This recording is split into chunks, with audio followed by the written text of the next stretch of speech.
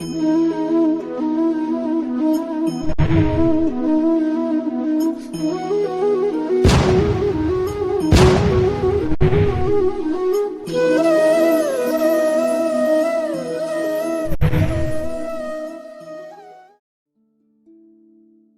Everyone, एक बार फिर से आप लोगों का स्वागत है आपके अपने यूट्यूब चैनल एसेट बी में। और इसी सिलसिले में आज की इस नई वीडियो में हम लोग कवर करने वाले हैं क्लास 10th की साइंस का चैप्टर 2। इसका फर्स्ट पार्ट रहेगा अभी ये।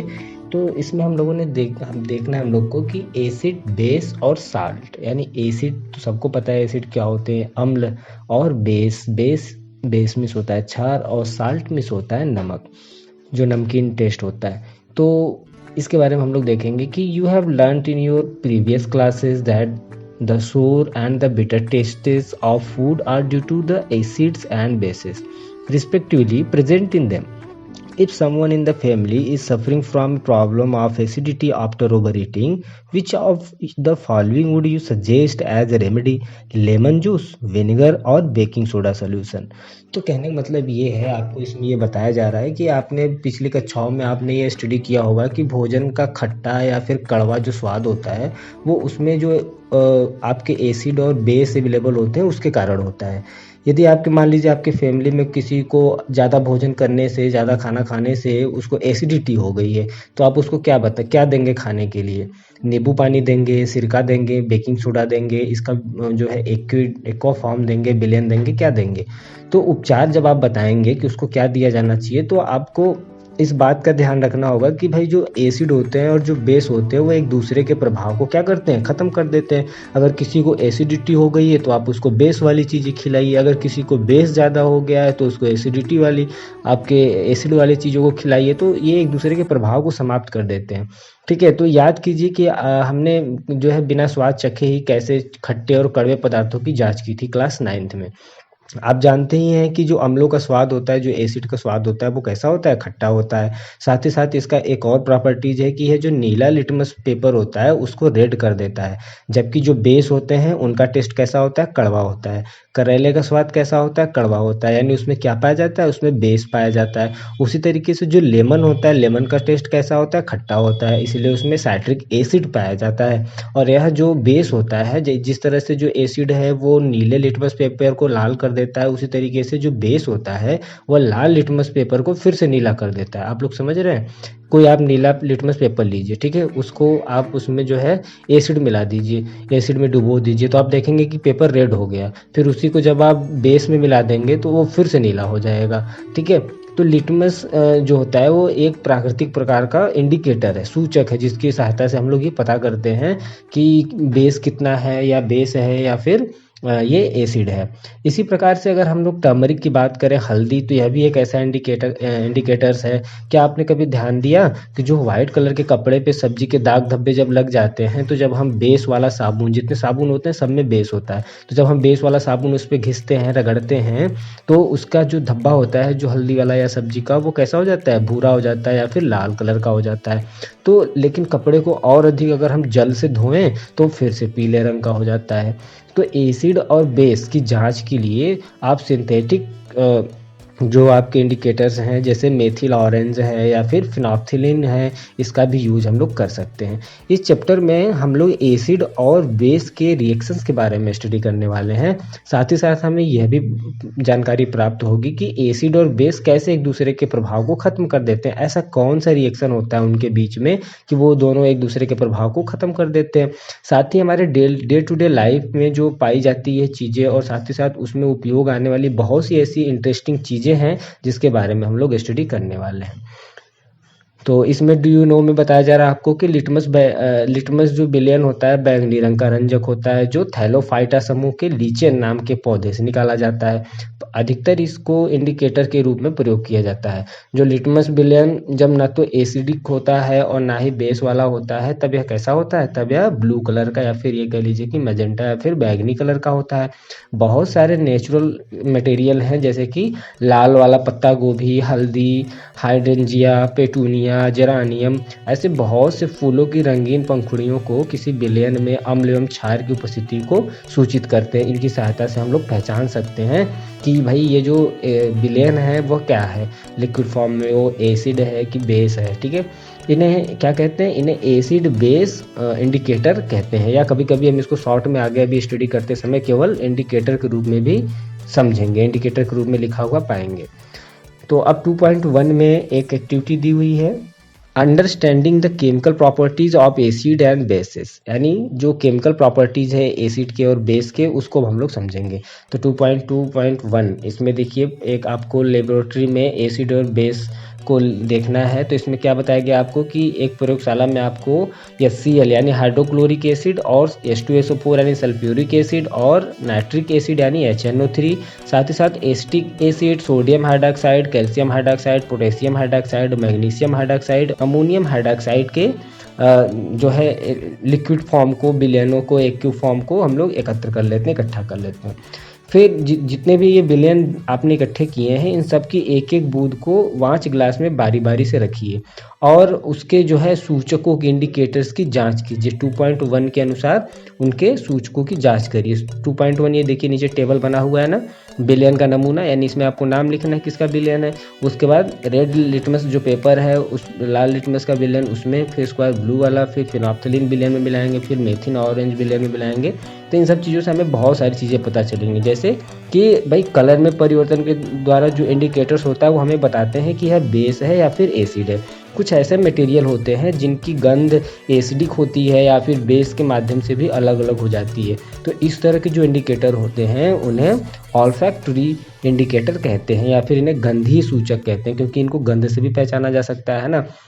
तो आइए इनमें से कुछ हम लोग इंडिकेटर्स की जांच करते हैं।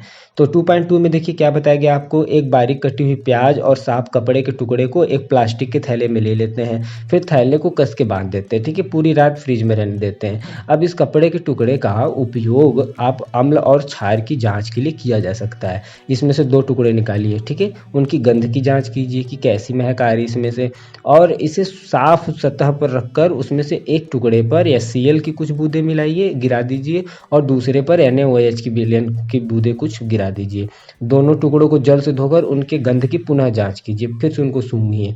आपको जो भी कुछ पता चलता है उसको लिखिए। अब थोड़ा सा उसमें तनु यानी वेनिला और लौंग का ऑयल लीजिए और उसके गंधों की जांच कीजिए। फिर एक परखनली में HCl के विलयन को लीजिए, फिर दूसरी में आपको बहुत ज़्यादा गाढ़ा, तनु का मतलब होता है ना बहुत ज़्यादा गाढ़ा, NaOH का विलयन लीजिए। दोनों में कुछ तनु वेनिला एसेंस की भी कुछ बूंदें डालकर उसे हिलाइए, उसकी गंध की पुनः जांच कीजिए। यदि गंध में कोई बदलाव है तो उसे दर्ज कीजिए, उसको लिखिए। इसी प्रकार HCl और NaOH के साथ भी लौंग के ऑयल को यानी क्लो ऑयल को, उसके गंध में आए परिवर्तन की जांच कीजिए और उसको जो कुछ भी आप गंध में परिवर्तन पाते हैं उसको नोट करिए। आप जो भी कुछ प्रेक्षण कर रहे हैं वेनिला, प्याज, लौंग के तेल में, आप किसे गंधी या ऑल्फैक्टरी इंडिकेटर के रूप में उपयोग किया जा सकता है।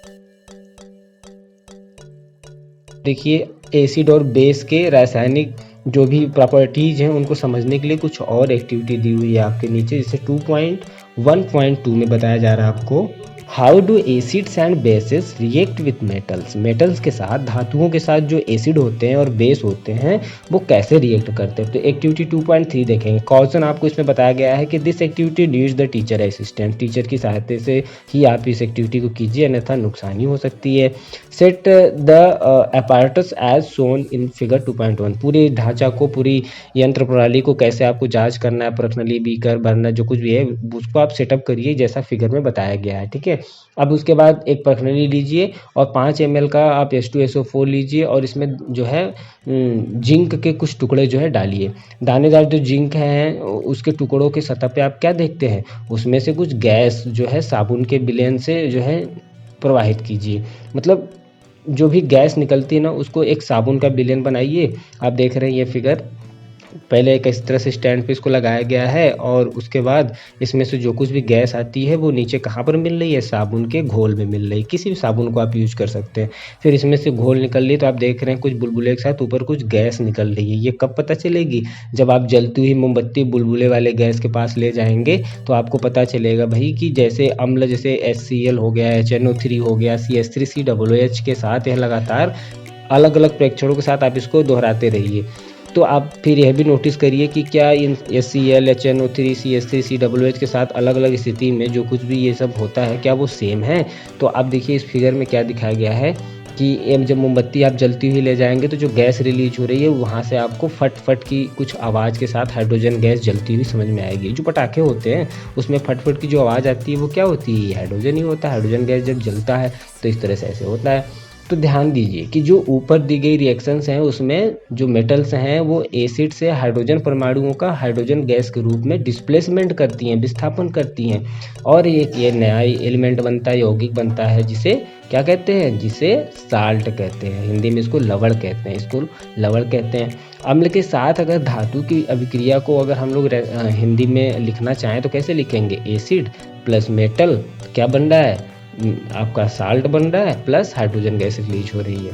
तो ये सारी जो प्रैक्टिकल हम लोग कर रहे हैं कि आप उसका इक्वेशन लिख सकते हैं। तो आप इस इक्वेशन को देखिए, इस एग्जाम्पल के तौर पे यहाँ पर आपको बताया गया है कि कैसे आप लिख सकते हैं। 2.4 में जो बताया गया है इसके हिसाब से आप इसमें लिख सकते हैं।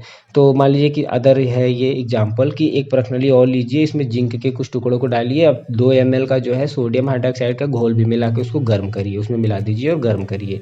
एक ये उसके बाद फिर आप देखेंगे कि 2.3 के अनुसार जैसा भी कुछ हम लोगों ने अभी किया था उसमें जो कैंडल जला के हम लोग ले गए थे तो हम लोग जलाएंगे, फिर देखेंगे हम लोग कि हाँ उसमें से भी फटफट की आवाज़ आ रही है। क्यों, बिकॉज उसमें से भी हाइड्रोजन गैस रिलीज हो रही है। अगर उसको इक्वेशन के रूप में हम समझें तो देखिए 2NaOH एक्यू फॉर्म में है और Zn के सॉलिड फॉर्म में इसके टुकड़े।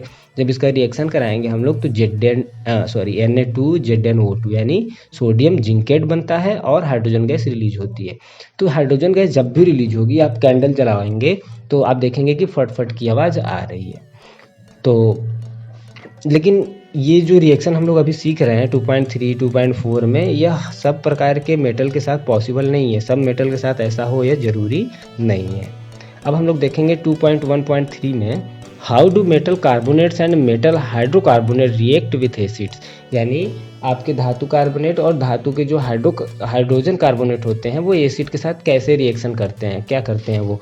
तो एक्टिविटी करने के लिए आपको देखिए 2.5 में बताया गया है कि 2 प्रश्नावली लेनी पड़ेंगी, ए और बी, उन पे चिन्ह लगा दीजिए आप, ए और बी, ठीक है। प्रश्नावली ए में लगभग 0.5 ग्राम आपको सोडियम कार्बोनेट Na2CO3 लेनी है, और प्रश्नावली बी में आपको सेम क्वांटिटी का जो है सोडियम हाइड्रोजन कार्बोनेट लेनी है।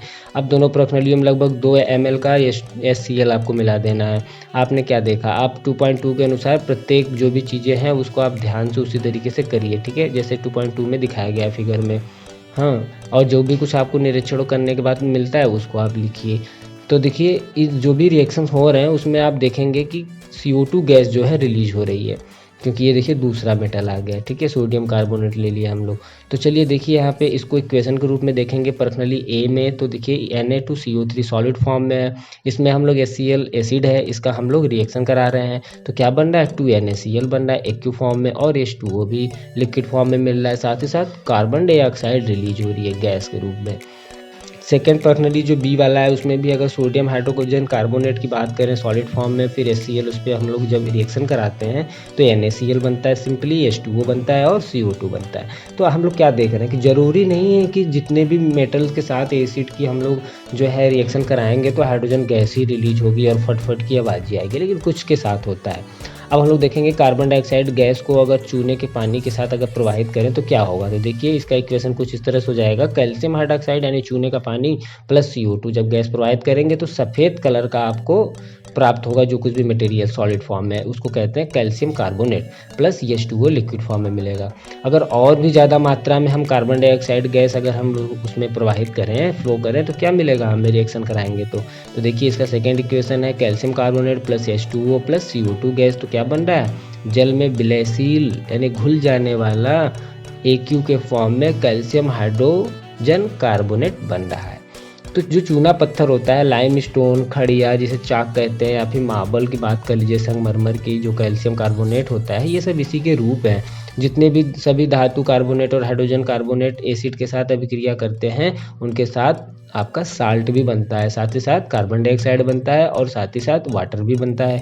इस अभिक्रिया को अगर हम लोग देखें तो इस तरह से हम लोग व्यक्त कर सकते हैं कि धातु कार्बोनेट हो या फिर धातु के हाइड्रोजन कार्बोनेट हो, इनको जब एसिड से आप रिएक्शन कराएंगे तो क्या क्या बनेगा, इसको याद कर लीजिए, वेरी इंपॉर्टेंट, बनेगा salt plus carbon dioxide plus water. Clear है। अब देखिए 2.1.4 में अब हम लोग देखेंगे how do acid and bases react with each other, एक दूसरे के साथ। अब एसिड और बेस क्या रिएक्ट करते हैं, अभी तो हम लोगों ने मेटल के साथ देख लिया, अलग अलग मेटल पे अलग अलग चीज़ें रिलीज हो रही थी, किसी में हाइड्रोजन गैस, किसी में कार्बन डाइऑक्साइड गैस, लेकिन एसिड और बेस आपस में किस तरह से रिएक्ट करते हैं, अब ये हम लोग की अगली एक्टिविटी है। तो देखिए 2.6 के एक्टिविटी में आपको पर्सनली में लगभग 2 ml NaOH का घोल लेना है, उसमें कुछ 2 बूंदे के आसपास फिनोल्फथालीन का जो है सॉल्यूशन उसमें डालना है। सॉल्यूशन का कलर क्या है आप देखेंगे ध्यान से। फिर इस जो सॉल्यूशन है इसमें एक एक बूंद जो है HCl का मिलाइए। फिर आप देखिए कि जो रिएक्शन हो रहा है क्या उसके कलर में कोई परिवर्तन आया। फिर एसिड मिलाने के बाद फिनोल्फथालीन का रंग क्यों बदल गया, आप देखेंगे कलर बदल गया है। तो जो भी कुछ आपने सॉल्यूशन लिया था उसमें फिर से आप NaOH की कुछ बूंदें मिलाइए। क्या फिनोल्फथालीन फिर से गुलाबी कलर का हो गया, पिंक कलर का हो गया। तो आपके विचार से आपको सोचना चाहिए कि ऐसा क्यों हो रहा है। ये बिल्कुल वही एग्जाम्पल है जो रेड लिटमस पेपर को एसिड ब्लू कलर का जो लिटमस पेपर होता है उसमें जब एसिड हम लोग टच कराएंगे तो क्या हो जाता है, रेड हो जाता है, और जब बेस टच कराएंगे तो फिर से वो ब्लू हो जाता है। तो बिल्कुल यही है, यही बताया जा रहा है इसमें कि ये एक दूसरे के प्रभाव को खत्म कर देते हैं। अगर इक्वेशन के माध्यम से हम लोग देखें तो सोडियम हाइड्रोक्साइड AQ के फॉर्म में HCl दोनों को मिला दिए तो NaCl बन गया प्लस H2O लिक्विड फॉर्म में बन गया। NaCl जो है वो साल्ट हो गया, ठीक है, नमक का फॉर्मूला होता है। एसिड और जो बेस होते हैं इनके रिएक्शन के जो भी कुछ रिजल्ट होते हैं ना उसमें हमको क्या मिलता है, उसमें हमको साल्ट मिलता है और वाटर मिलता है। तो इस तरह से देखिए कुछ नहीं मिला ना हमें, तो ये क्या हो गया, ये उदासीनीकरण की अभिक्रिया हो गई, यानी न्यूट्रलाइजेशन रिएक्शन, इसको हम लोग कहते हैं न्यूट्रलाइजेशन रिएक्शन। यानी कोई पूछेगा आपसे कि what is the means of neutralisation reaction या फिर what is the neutralisation reaction, तो आप बताएंगे when we react with acids and bases they reaction are called neutralisation reaction. सामान्यतः जो न्यूट्रलाइजेशन की रिएक्शन है इसको हम लोग कैसे लिख सकते हैं, तो इसको लिखेंगे हम लोग क्षार यानी कि बेस प्लस एसिड, और ये हो जाएगा आपका साल्ट और वाटर। अब देखिए 2.1.5 में अगर हम लोग एसिड के साथ उसके धात्विक ऑक्साइडों की रिएक्शंस को कराएं, यानी कि reaction with metallic oxides with acids, तो क्या मिलेगा हमें। तो टेक ए स्मॉल अमाउंट 2.7 में देखिए, take a small amount of copper oxide in a beaker and add dilute hydrochloric acid slowly while stirring, note the colour of solution what has happened to the copper oxide. Beaker में आपको copper oxide की थोड़ी सी मात्रा लेनी है, उसमें हिलाते हुए धीरे धीरे आपको जो HCl है थोड़ा सा उसको मिलाना है। फिर आप देखेंगे कि जो उसका सॉल्यूशन का कलर है वो कैसा है, और साथ ही साथ कॉपर ऑक्साइड का क्या हुआ, वो कहाँ गायब हो गया। तो आप देखेंगे कि जो विलयन का कलर है वो हल्का ब्लू और ग्रीन कलर का हो गया, जो कॉपर ऑक्साइड है वो घुल गया, इसमें सॉल्यूशन के फॉर्म में हो गया। तो जो सॉल्यूशन है उसका जो ब्लू और ग्रीन कलर रिएक्शन में जो है क्या हो रहा है, कॉपर क्लोराइड के बनने के कारण होता है। और साथ ही साथ जो मेटल के ऑक्साइड हैं और जो एसिड के बीच में होने वाली जो रिएक्शन है उसको हम लोग कैसे लिख सकते हैं, तो उसको लिख सकते हैं कि मेटल का ऑक्साइड यानी धातु का ऑक्साइड प्लस एसिड, ठीक है, और इस बनेगा क्या, आपका बनेगा साल्ट और फिर वही वाटर। तो इस तरह की अभिक्रिया के लिए हम लोग इक्वेशन लिख के उसको संतुलित कीजिए, ये आपसे बताया जा रहा है। बेस और एसिड की जो भी रिएक्शन है उनके साथ उनके जैसे ही बिल्कुल धात्विक ऑक्साइड एसिड के भी अभिक्रिया जो होते हैं वो आपको साल्ट और वाटर देते हैं, और जो धात्विक ऑक्साइड के क्षारकीय ऑक्साइड हैं उनको यही कहते हैं, यानी उनको यह भी आप कह सकते हैं कि ये धात्विक ऑक्साइड के क्षारकीय ऑक्साइड भी इसको कहा जाता है। यानी similar to the reactions of a base with an acid, metallic oxides are said to be basic oxide. Next है आपका 2.1.6 reactions of a non metallic oxide with base, यानी अभी तक हम लोगों ने देखा था कि इसके साथ जो है नॉन मेटालिक था, ठीक है, मेटालिक था। अब हम लोग देखेंगे नॉन मेटालिक ऑक्साइड 2.1.6। तो देखिए इसमें आपने जो है कार्बन डाइऑक्साइड और कैल्शियम हाइड्रोक्साइड के यानी जो चूने का पानी होता है उसके बीच में रिएक्शंस को देखा ही हम लोगों ने। कैल्शियम हाइड्रोक्साइड में जो बेस है कार्बन डाइऑक्साइड के साथ वो रिएक्शन करके साल्ट और वाटर बनाता है, क्योंकि यह बेस और एसिड के बीच में होने वाली रिएक्शन के बिल्कुल समान है। तो हम यह निष्कर्ष निकाल सकते हैं कि जितने भी नॉन मेटालिक ऑक्साइड हैं वो सब कैसे नेचर के होते हैं, वो एसिडिक नेचर के होते हैं, अम्ल। अब देखेंगे हम लोग 2.2 यानी what do all acids and all base have in common. क्या जो आपके सभी अम्ल हैं या फिर जो आपके बेस हैं उनमें क्या क्या इक्वलिटी है, क्या क्या समानताएं हैं।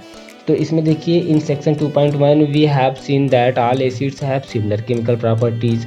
What leads to the similarity in properties. Activity 2.3 that all acids generate hydrogen gas on reacting with metals, so hydrogen seems to be common to all acids. Let us perform an activity to investigate whatever all compounds containing hydrogen are acidic. मतलब आपको 2.1 में हम लोगों ने देखा कि जितने भी एसिडिक चीज़ें हैं वो सब जो है केमिकल रूप से उनकी प्रॉपर्टीज सेम होती है, लेकिन इनकी जो ये प्रॉपर्टी सेम है ये क्यों है भाई। हमने 2.3 में देखा कि जो मेटल हैं उनके साथ रिएक्शन कराने पे जितने भी एसिड हैं वो हाइड्रोजन गैस रिलीज करते हैं। इससे पता चलता है कि जो अम्लों में हाइड्रोजन होता है वो उसके कारण ही हाइड्रोजन गैस रिलीज होती है। एसिड में जितने भी आप एसिड देखेंगे सब में हाइड्रोजन होता है, ये से ही बना होता है। आप जितने भी एसिडिक का नाम बताएंगे, चाहे NO3 हो, HCl हो, H2SO4 हो, ठीक है, तो इसलिए उसमें हाइड्रोजन गैस रिलीज होता है। तो इस एक्टिविटी के माध्यम से हम लोग एक जांच कर सकते हैं कि क्या जितने भी हाइड्रोजन युक्त सभी एलिमेंट हैं, क्या जितने भी कंपाउंड्स हैं, क्या उन सब में क्या वो सब एसिडिक होते हैं, सब में हाइड्रोजन होते हैं। तो चलिए जांच करते हैं। तो आपको 2.1 में बताया गया है glucose, alcohol, hydrochloric acid, sulphuric acid और इन सब का आपको सॉल्यूशन ले लेना है।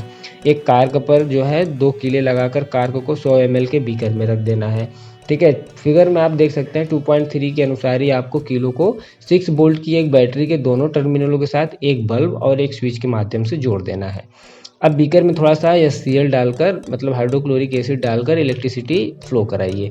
इसी क्रिया को आप जो है तो 4 के साथ भी आप चेक करिए। तो आपने क्या देखा, इन परीक्षणों में आप ग्लूकोज और एल्कोहल के विलयन जो थे उनके साथ अलग अलग करके इसको चेक करिए। फिर आप देखिए क्या हो रहा है, क्या बल्ब हर एक बार में जलता है। तो जो एसिड की स्थिति है ना वो उस समय बल्ब जो है जलने लगता है, जैसा कि 2.3 में दिखाया गया है। लेकिन आप यह देखेंगे कि ग्लूकोज और एल्कोहल का जो सॉल्यूशन था उसमें विद्युत का जो फ्लो है वो नहीं होता है, तो बल्ब नहीं जलता है। तो बल्ब के जलने से यह पता चलता है कि जो भी सॉल्यूशन है उसमें इलेक्ट्रिसिटी का प्रवाह हो रहा है, और अम्लीय विलयन में जो इलेक्ट्रिसिटी फ्लो हो रही है वो क्यों हो रही है, क्योंकि एसिड में उपस्थित जो चार्ज हैं, एसिड में जो चार्ज होते हैं ना, तो हर एक पे होते हैं। Cl पे माइनस होता है, NO3 पे माइनस होता है, CH3COO पे माइनस होता है ना, तो ये SO4 पे भी माइनस होता है, 2 माइनस होता है। तो ये सब जो चार्ज हैं प्लस माइनस के, इन कारण से जो है इलेक्ट्रिसिटी के कारण फ्लो हो रही है, चार्ज के कारण, और बल्ब जलने लगता है, जबकि ग्लूकोज और एल्कोहल में ऐसा नहीं होता है। तो इसलिए आप देखिए नीचे इसमें बताया गया है कि अम्लों में जो है धनायन यानी H+ और ऋणायन जैसे कि HCl में Cl-, HNO3 में NO3- होता है, CH3COOH में जो है CH3COO- होता है, H2SO4 में SO4 2- होता है। तो इस सब में जो है ना एसिड में उपस्थित जो H+ है, इससे ज्ञात होता है कि जो एसिड का सॉल्यूशन है उसमें हाइड्रोजन का जो H+ चार्ज है, इसके कारण से उनका गुणधर्म, उनकी प्रॉपर्टीज एसिडिक हो जाती है। और जो सोडियम हाइड्रोक्साइड है, कैल्शियम हाइड्रोक्साइड है, ऐसे जैसे बेस जो हैं, इनके एक्टिविटी को भी हम लोग एक एक करके इसमें रिवाइज करेंगे, चेक करेंगे कि क्या सब में बल्ब जलता है या फिर नहीं। 2.2.1 यानी इसमें हम लोग देखेंगे what happens to an acid और a base in a water solution. जलीय विलयन में अम्ल और क्षार का क्या होता है, ठीक है। तो इसके लिए हम लोग देखिए इसकी जांच करने के लिए क्या इसमें चार्ज निकलते हैं, इसके जो H2SO4 में SO4 का माइनस होता है, या फिर ये Cl में जो Cl- होता है उसमें उसके चार्ज क्या इसमें निकलते हैं। जैसे कि अभी इसके 2.3 वाले फिगर में लोगों ने देखा था कि चार्ज निकलता है और बल्ब जलने लगता है। तो क्या ऐसा भी होता है कि जलीय विलयन में अगर हम लोग एसिड और बेस का क्या क्या डिफरेंस होता है, तो या इन लोगों का क्या होता है, क्या ये लोग रिजल्ट देते हैं। तो इसके लिए आपको एक जो है साफ और सूखा हुआ आपको पर्सनली लेना है। इसमें 1 ग्राम लगभग ठोस यानी सॉलिड फॉर्म में NaCl नमक लेना है, और जैसा आपको फिगर 2.4 में दिखाया गया है बिल्कुल इसी तरीके से इसको सेटअप कर लेना है। उसके बाद पर्सनली में कुछ मात्रा में आपको सल्फ्यूरिक एसिड डालनी है। सांद्र का मतलब होता है ना कि बहुत ज़्यादा जो है गाढ़ा, ठीक है। कॉन्सेंट्रेटेड का मतलब होता है बहुत ज़्यादा गाढ़ा, ठीक है। एसिड को डालना है, फिर आप देखें क्या देख रहे हैं, आप देखेंगे कि क्या कोई गैस बाहर रिलीज हो रही है। तो इस प्रकार जो अगर गैस रिलीज हो रही है तो गैस के सूखे और नम वाले नीले जो कलर का लिटमस पत्र है, पेपर है, उसके द्वारा इसको जांच कीजिए किस स्थिति में लिटमस पत्र जो पेपर है उसका कलर बदलता है। और साथ ही साथ ये जो क्रिया एक्टिविटी हम लोग कर रहे हैं इसमें एसिड के बारे में आपको क्या क्या पता चल रहा है, क्या क्या चीज़ें लिख रहे हैं। तो आपको दो कंडीशन दिए गए हैं, एक HCl का और दूसरा HCl, एक शुष्क गैस के रूप में और एक HCl सॉल्यूशन के रूप में। टीचर के लिए एक यहाँ पे गाइडेंस दी गई है, नोट टू टीचर्स, कि यदि जलवायु अत्यधिक आर्द्र हो तो गैस को शुष्क करने के लिए आपको कैल्शियम क्लोराइड वाली शुष्क नली से गैस प्रवाहित करना होगा। यानी कि अगर बहुत ज़्यादा ह्यूमिड है क्लाइमेट तो हमें जो है जो गैस है उसको सूखा बनाने के लिए हमें कैल्शियम क्लोराइड वाली शुष्क नली से, यानी जो नली होगी जिसमें से हम लोग गैस रिलीज कराएंगे वो जो है सूखी होनी चाहिए और साथ ही साथ कैल्शियम क्लोराइड की होनी चाहिए, तब जाके ये प्रैक्टिकल सक्सेस हो पाएगा। तो ये जो एक्टिविटी की है हम लोग, इससे ये पता चलता है कि जो वाटर में उपस्थित है HCl में हाइड्रोजन आयन जो है चार्ज उत्पन्न होता है, और साथ ही साथ जल की अनुपस्थिति में जब जल नहीं होता है तो HCl के जो पार्टिकल्स है उसमें से H+ आयन बाहर नहीं निकलता, टूटता नहीं है। तो सिंपली हम इसको इक्वेशन के रूप में लिख सकते हैं HCl + H2O। तो ये जब टूट जाएगा, Cl निकल जाएगा तो क्या हो जाएगा H3O+ Cl-, ठीक है। हाइड्रोजन आयन जो है फ्रीली रूप से नहीं रह सकते हैं, लेकिन ये वाटर के साथ, वाटर के पार्टिकल के साथ मिलकर जरूर रह सकते हैं, इसीलिए तो H2O बनता है, ठीक है। इसलिए हाइड्रोजन आयन को H+ और हाइड्रोनियम आयन को H3O+ से दिखाना चाहिए। तो H+ और H2O लिखेंगे आप तो क्या बन जाएगा, H3 और O+ बन जाएगा। हम लोगों ने देखा कि जो एसिड वाटर है उसमें H3O+ या फिर H+ जो है वो चार्ज देता है। तो आइए देखते हैं हम लोग कि किसी बेस को जो है वाटर में घोलने पर क्या होता है, क्या बेस भी इसी तरह पार्टिकल में अलग अलग होता है। तो देखिए NaOH को हमने लिया सॉलिड फॉर्म में, H2O इसमें मिलाया तो क्या बन जा रहा है, Na+ अलग हो जा रहा है और OH- अलग हो जा रहा है। उसी तरह KOH पोटेशियम हाइड्रोक्साइड में अगर H2O आप मिलाएंगे तो K+ अलग हो जाएगा, OH- अलग हो जाएगा। इस तरह मैग्नीशियम हाइड्रोक्साइड में मिलाएंगे तो H2O तो फिर Mg2+ अलग हो जाएगा और 2OH- अलग हो जाएगा। तो आप क्या देख रहे हैं, जो क्षारक चीज़ें हैं वो वाटर में हाइड्रोक्साइड देते हैं, और जबकि हम लोगों ने देखा था एसिड में क्या होता है, एसिड में क्या निकलता है, एसिड में H+ आयन निकलता है, Cl- आयन निकलता है। लेकिन जब कभी भी बेस होगा, बेस का फार्मूले का पहचान होता है ना लास्ट में OH, ठीक है, तो उसमें से OH अलग हो जाएगा, और एसिड वाले का क्या है तो वो अलग हो जाएगा, ठीक है। अब देखेंगे हम लोग डू यू नो में कि जितने भी क्षार हैं वो वाटर में घुलने वाले नहीं है, सब घुलते नहीं हैं। जल में जो भी घुलनशील जो क्षारक होते हैं उन्हें बेस कहते हैं। इनका जो स्पर्श है वो साबुन की तरह होता है, साबुन जो हम लोग यूज करते हैं। और स्वाद कैसा होता है, टेस्ट इनका काफ़ी कड़वा होता है, और यह प्रकृति के संक्षारक भी होते हैं। इन्हें कभी भी छूना या चखना नहीं चाहिए क्योंकि ये हमारे लिए हार्मफुल होते हैं। 2.1 में कौन से क्षारक हैं और कौन से क्षार हैं, तो ये सब आपको देखना है। और हम ये जान चुके हैं कि जो जितने भी एसिड हैं वो सब H+ और जितने भी क्षार हैं वो सब OH- देते हैं, क्लियर है। अब हम लोग इसे जो है न्यूट्रलाइजेशन के रिएक्शन को, ये जो इक्वेशन दिया है उस तरह से हम लोग लिख सकते हैं। कैसे लिख सकते हैं, हिंदी में अगर बात करें तो एसिड प्लस बेस, तो ये क्या हो जाएगा, आपका साल्ट बन जाएगा और वाटर बन जाएगा। उसी तरीके से अगर हम लोग देखें तो H और प्लस OH, तो आप लोग देख रहे हैं X और M को कोई और अदर चीज़ आप मान लीजिए एसिड के रूप में, और M को आप बेस के रूप में मान लीजिए। कॉमन बातें क्या होती हैं कि एसिड में H होता है और क्षार में क्या होता है, OH होता है। तो बस यही हमको ध्यान देना, X M की जगह पे आप कोई भी एसिड बेस का नाम आप लोग लिख सकते हैं। सपोज करिए नीचे उसी तरीके से H+ AQ के फॉर्म में, OH- जो है AQ के फॉर्म में, तो क्या बन जाएगा, H2O लिक्विड फॉर्म में बन जाता है, जल बन जाता है, ठीक है। तो अब हम लोग देखेंगे कि एसिड और बेस में जल मिलाने से क्या होता है। तो एक प्रैक्टिकल दिया गया है आपको 2.10 में, एक बीकर लीजिए, उसमें 10 ml वाटर लीजिए, इसमें कुछ बूंदे जो है H2SO4 की डालकर बीकर को धीरे धीरे घुमाइए, ठीक है। और बीकर के आधार को स्पर्श कीजिए, टच करिए नीचे कि क्या जो है तापमान में, टेम्परेचर में कोई चेंजेज आया है। तो यह जो रिएक्शन है, क्या यह जो है ऊष्माक्षेपी है, एक्सोथर्मिक है या फिर एंडोथर्मिक है। उपर्युक्त जो भी एक्टिविटी है उसमें सोडियम हाइड्रोक्साइड के साथ भी इसको आप चेक करिए और जो भी कुछ आपको निष्कर्ष मिलता है उसको नोट करिए। तो जल में एसिड और बेस के घुलने की जो प्रक्रिया होती है वो ऊष्माक्षेपी होती है, यानी एक्सोथर्मिक होती है।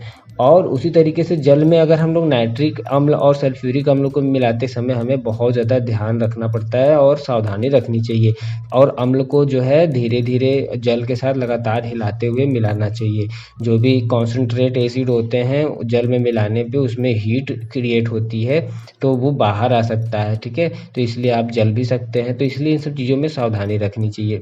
साथ ही साथ अगर और भी ज़्यादा लोकल टेम्परेचर, एटमॉस्फेरिक टेम्परेचर ज़्यादा हो और साथ ही साथ जो आपने सॉल्यूशन बनाया है वो अभी बहुत ज़्यादा टेम्परेचर हो गया, तो डबल टेम्परेचर होने के कारण जो कांच का बीकर है या जिसमें आप मिला रहे हो वो टूट भी सकता है। टूटने से वो सारा चीज़ आपके हाथों पे, आपके ऊपर फैल सकता है। तो इन सब चीज़ों से बचना चाहिए।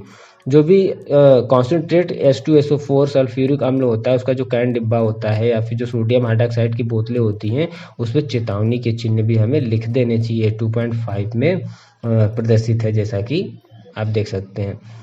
2.5 में दिखाया गया है, warning sign displayed on containers containing concentrated acids and bases. तो आप लोग लैब में देखेंगे कि जितने भी कॉन्सेंट्रेटेड एसिड्स हैं, हाँ, या बेसेस हैं, उन सब पे लिखा होता है वार्निंग के तौर पे इस तरह से।